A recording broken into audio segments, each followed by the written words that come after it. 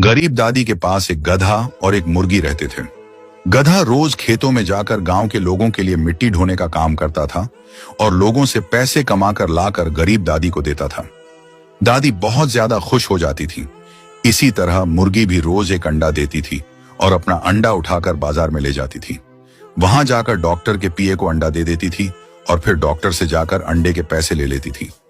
मुर्गी पैसे लाकर दादी को देती थी, जिससे दादी बहुत ज्यादा खुश हो जाती थी। अगले दिन फिर गधा खेत में काम करने के लिए चला जाता है, लेकिन इस बार मुर्गी की तबीयत अचानक खराब हो जाती है और वह मर जाती है। दादी मरी हुई मुर्गी को देखकर बहुत ज्यादा उदास हो जाती है। उधर गधा किसान के घर के सामने मिट्टी उतार देता है और अपनी मजदूरी लेकर वापस घर आता है। वह दादी को आकर पैसे देता है। गरीब दादी गधे को वहां ले जाती है जहां मुर्गी मरी पड़ी होती है। गधा अकेले में जाकर अपने दोस्त के लिए बहुत ज्यादा रोता है। आपका एक लाइक तो बनता है। गरीब दादी के पास एक गधा और एक मुर्गी रहते थे। गधा रोज खेतों में जाकर गांव के लोगों के लिए मिट्टी ढोने का काम करता था और लोगों से पैसे कमाकर लाकर गरीब दादी को देता था।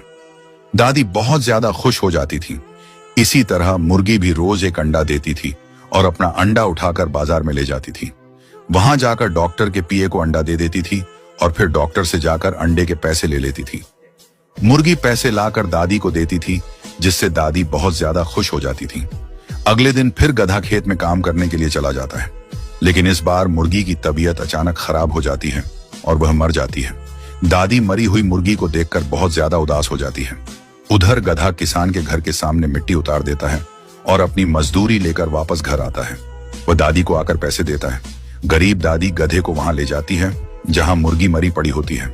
गधा अकेले में जाकर अपने दोस्त के लिए बहुत ज्यादा रोता है। आपका एक लाइक तो बनता है।